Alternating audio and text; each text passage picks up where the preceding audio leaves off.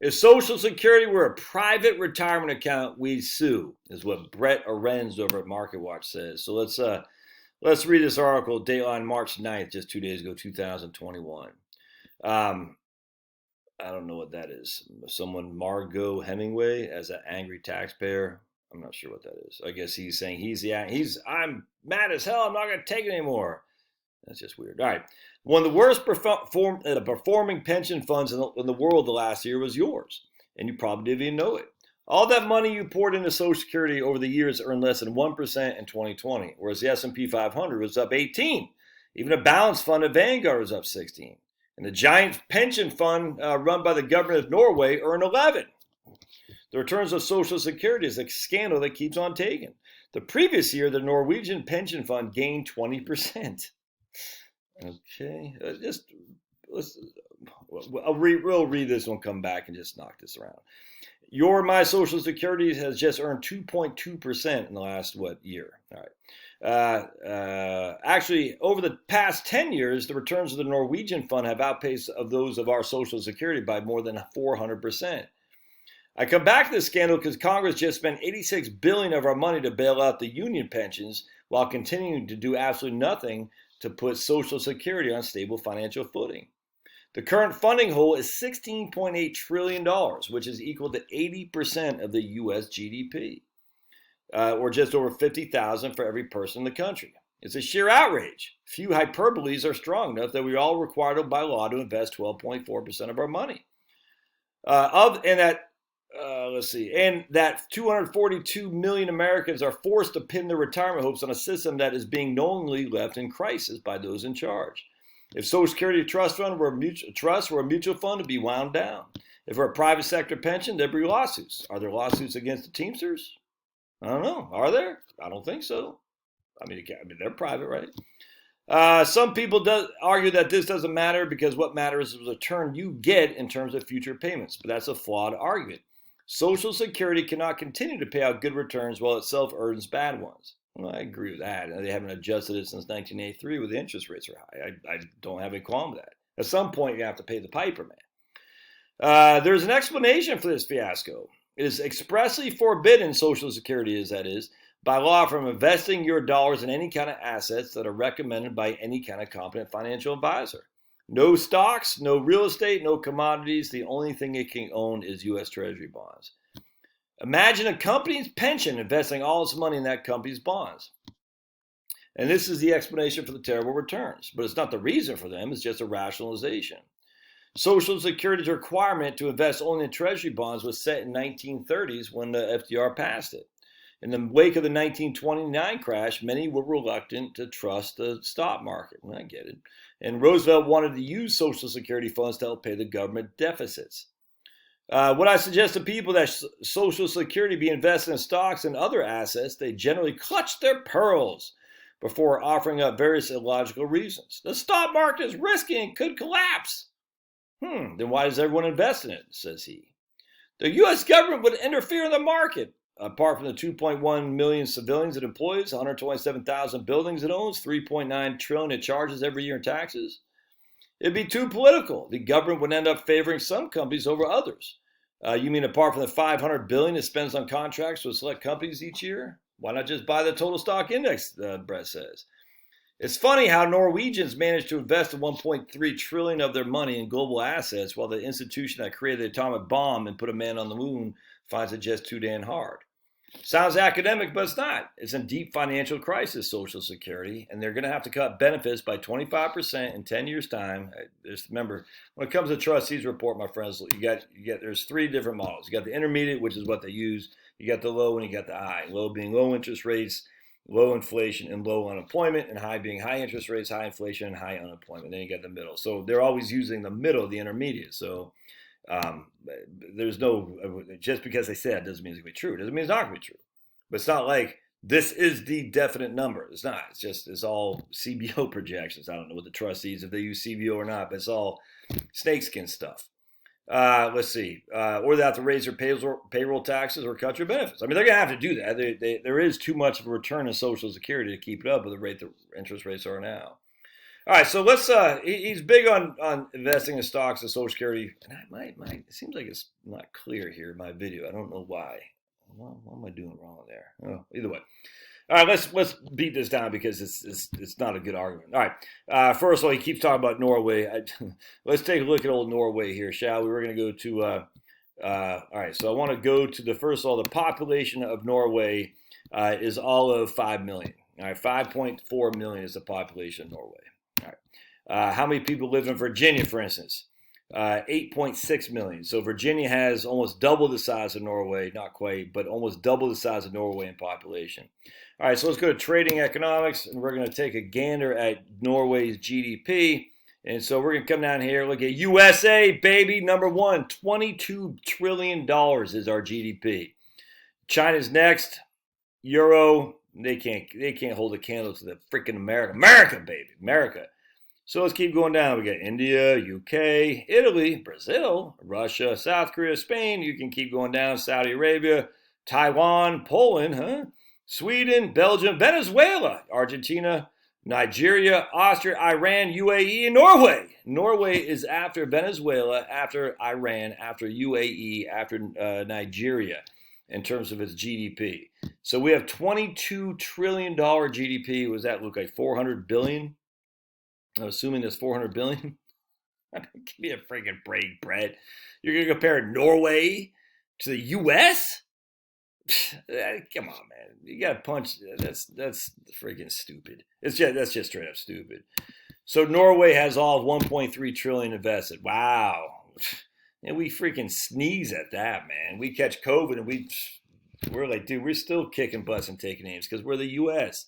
It doesn't work the same. You can't use Norway as a comparison and say, look at Norway, they're so good, but USO, that's stupid. Don't do that. All right, so then you can look at like Pinochet in Chile. They used to have the pension to private. A lot of libertarians like that model. I did too. Somewhat of a fan of Pinochet taking on the commies, and my man Fujimori in Peru taking on the Shining Path. They did some stuff that's bad, but they did a lot of good to free up economies, that's for sure, because you had to battle the commies. At the end of the day, though, the Chilean model was quite good for a free market perspective, and a lot of Austrians and libertarian economists were modeling that. I don't know if Chile is still doing I just don't know.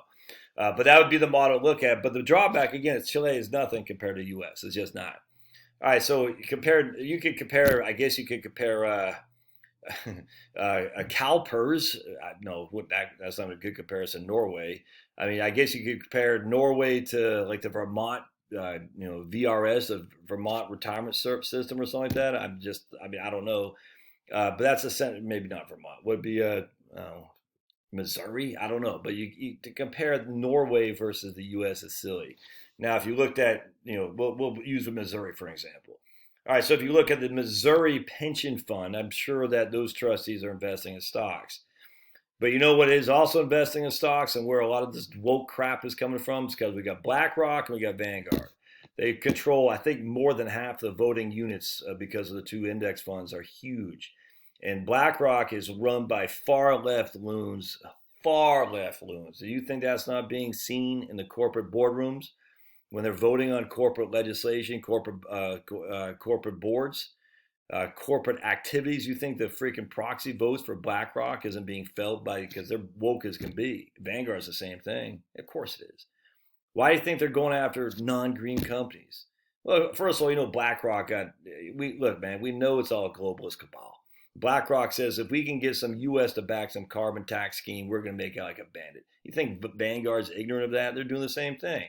So we want green to make these people heal so we can get richer off the freaking carbon tax, off this corporate woke crap, man. And we're going to give the Black Lives Matter crew enough. We'll keep them at bay by promoting Robin DiAngelo and all that crap. I still don't understand why Robin DiAngelo, because she's white. Why are you letting a grifter like her make money off the black? It's weird to me. I don't get that. But all right, whatever. But it's so obvious what's going on. So the Missouri state pension system cannot compete with BlackRock and Vanguard. The U.S. could. Do you really want bureaucrats in the U.S. government controlling the votes of your investments? I mean, give me a break, Brett. The thing is so freaking, it's like such a straw man. Well, the U.S. government has so many buildings and civilian employees. Well, okay, that doesn't mean because they're already too damn big, we want to be bigger. It just says they're too damn big as it is. Turn this on, make it a little bit brighter. It's still not clear, it's weird. So how about this, Brett? Let's say, how about we reduce the size of the government instead of making it bigger? Come on, man, pull your head out of your butt. It's simple stuff here. It's like elementary, childish. All right, so part two is there'll be corporations will be affected by the government. They will be. We're seeing that with BlackRock. We're seeing that with freaking Vanguard. Look, you look at CalPERS, man. CalPERS. We're seeing with union pensions. This whole thing. The idea that some mid-cap stock is not going to listen to the trustees of CalPERS or freaking BlackRock on what decisions to make financial. It's just freaking stupid. It's dumb. And just because Norway, who cares? No one cares about Norway. It's just stupid. It's embarrassing. Well, U.S. already has so much, they're already too big. Exactly. The government's too big, so let's not increase that by adding to it. Secondly, what this guy doesn't understand is the reason people invest in stocks is simple, dude. I'm stunned the level of insanity of this. They invest in stocks because they already have bonds by default, by force. They already own treasury bonds, as you said. So that's why I always say, look at Social Security like a bond fund. Because if you look at Social Security like a bond fund, that gives you a base level of support, no different than an annuity. If you're expecting an annuity to give you grand slams, you're foolish. It's not. It'll give you a base level of income, which means you can be more aggressive with the rest of your money. Just because people are investing in stocks does not mean that they would, just the whole thing, there's no correlation there to say, oh, people are investing in stocks so we can take Social Security and invest in stocks. Yeah, that doesn't make any sense. That's just a silly argument. It's rookie stuff. Just never mind the fact that, okay, so I'm sitting there thinking Norway has had 400% more than the U.S. did in the last 10 years. Do you not remember Iceland? What happened to Iceland? Iceland during the Great Crash? Let's see if we can't find an article on that. Wikipedia, which, look, I don't trust these guys as far as I can kick them, but it's hard to imagine this being overly political. The Icelandic financial crisis was a major economic and political event that involved the default of all three of the country's major privately owned commercial banks. All right, relative to the size of the economy, Icelandic's banking collapse was the largest experienced by any country in economic history. The crisis led to severe depression. All right, so let's keep looking. I saw in here let's see, hold on just a second. They had to reduce the assets of the bank.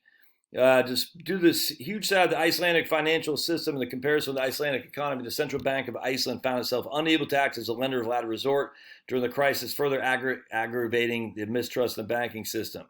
All right, hold on a second. I want to find where I saw it right quick. Assets of the Icelandic pension funds are expected to shrink by 15 to 25%. The Icelandic Pension Funds Association has announced benefits will in all likely have to be cut. Iceland's GDP is expected by economists to shrink by as much as 10% as a result of the crisis, putting Iceland in an economic depression. Inflation may climb as high as 75%. All right. So what? We can't have your pension being cut like that. We can't have that where some years you get 400% up like Norway and say, this right here, this we know is a bubble. The minute people, I got to do another video on this, but you cannot have a pension being cut because of economic crisis because of stocks. Norway's up 400%. You know what that tells me? That tells me he's like the last 10 years. What happened 10 years before that? Do you not remember? Do you not remember what happened in the aughts? Do you not know what happened in Japan? If we put the Social Security into private investments and capital markets, what happens to your pension? This whole point is this, man. You're going to sacrifice a lot of upside to get guarantee on the down. It's freaking stupid. I hate these articles. I'm going to stay tuned. I want to do another video because I want to talk about this.